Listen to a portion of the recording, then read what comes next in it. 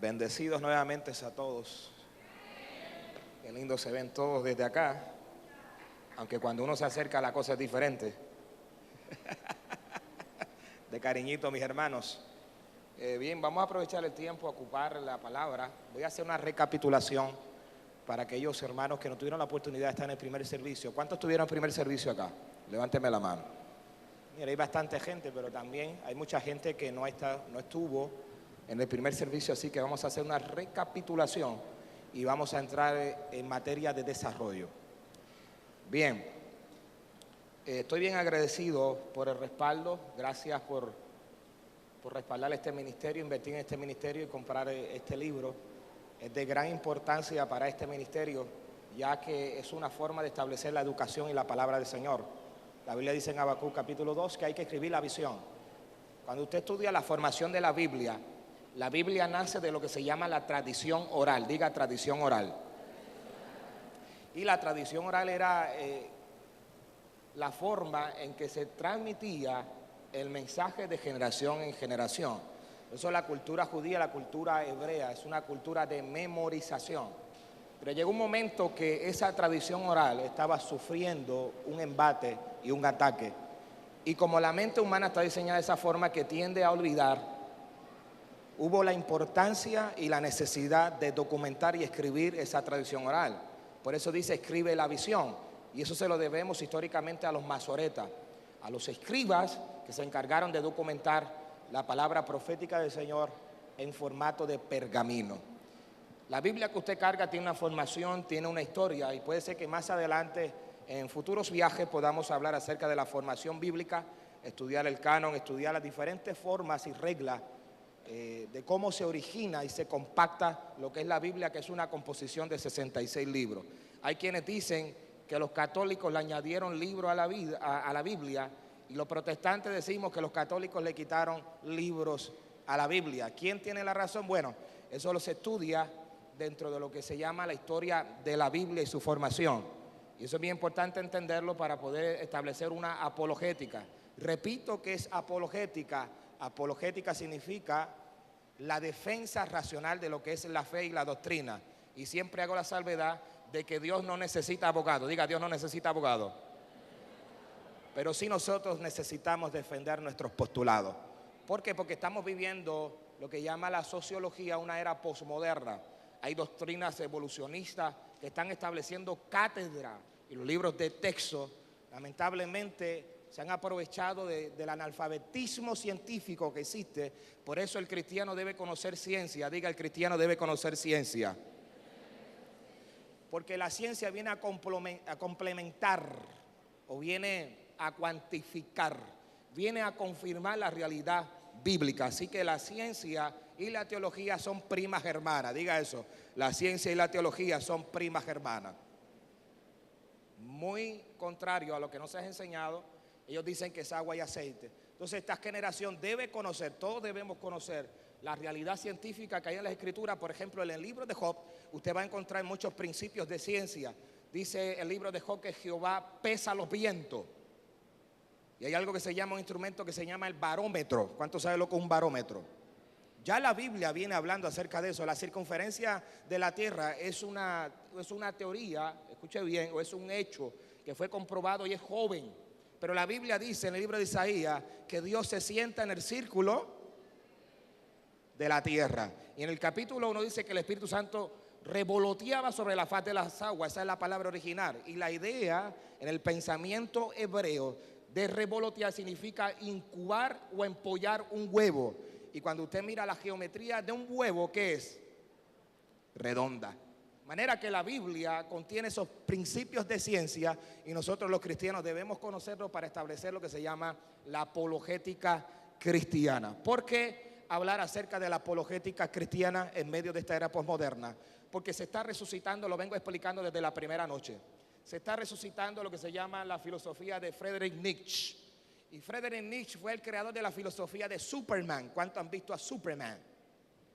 O el superhombre, esa película del superhombre. Bien, la filosofía, filo significa amor, sofía es sabiduría, y filosofía significa amor por el conocimiento. Y las filosofías siempre han tenido consecuencias. Por ejemplo, Friedrich Nietzsche predicaba acerca de la muerte de Dios. Inspirado en esta filosofía, emerge una figura muy dañina, muy anticristiana, que se llamó Adolfo Hitler. ¿Cuántos han estudiado acerca de Adolfo Hitler? Aquellos que han estudiado la historia de Adolfo Hitler encontrarán que mató 6 millones de judíos. Eso se llama un genocidio, que significa asesinatos en masa. La gente no puede entender cómo es que la filosofía establece, escuche bien, establece lo que se llama una teoría. Yo quiero que me preste la mejor de sus atenciones, porque tal vez puede ser que hay vocablos que usted todavía no domine, pero es importante que entendamos la realidad. La teoría, teo viene de Dios, y teoría es esa filosofía que permanece y establece una deidad. Eso es teoría, diga teoría. Y la filosofía siempre han tenido consecuencias monumentales. Hay quienes dicen, detractores del Evangelio, lo siguiente: cómo Dios permitió el genocidio de su propia gente. ¿Dónde está el amor de Dios? ¿Dónde está la protección de Dios? Y expliqué la primera noche y dije que en 1948, eso lo dije el sábado en la conferencia, 1948 la ONU reconoce a Israel como una nación en propiedad. Y usted sabe la razón primordial, el móvil por la cual se reconoce y se le otorga una identidad al pueblo judío de Israel. Se le concede gracias a los sufrimientos y escarnios que recibió de parte del alemán Adolfo Hitler. Es decir, se cumple lo que dice la palabra, que todas las cosas en el cristiano obran para bien. Mire qué interesante. Si es para Dios, eso es lo fuerte.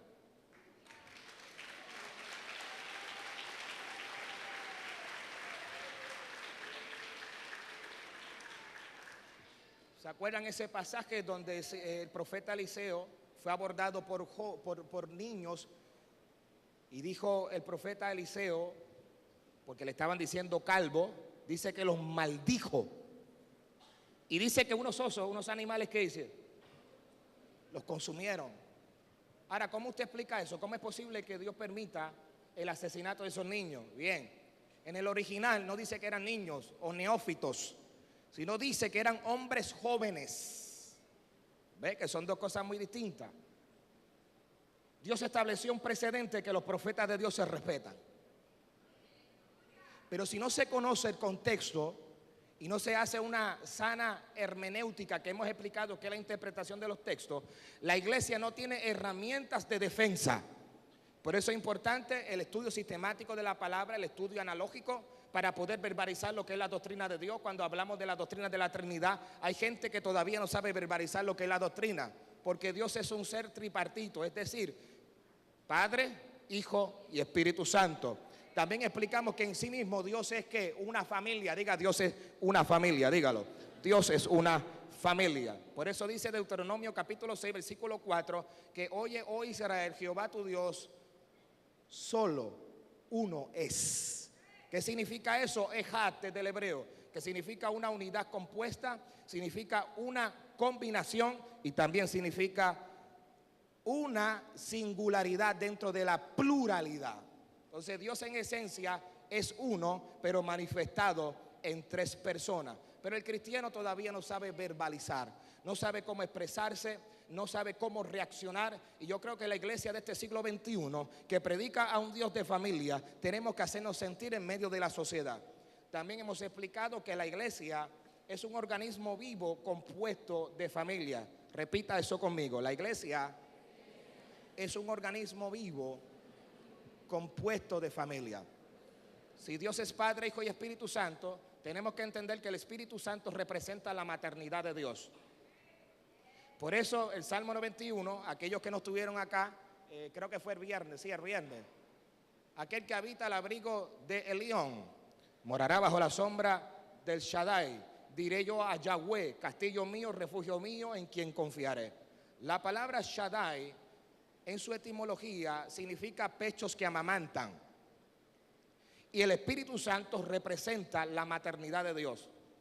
Por eso tenemos una familia compuesta, lo que se llama la psicología, una familia nuclear. Cuando se habla de una familia nuclear se refiere a núcleo, no a explosión nuclear.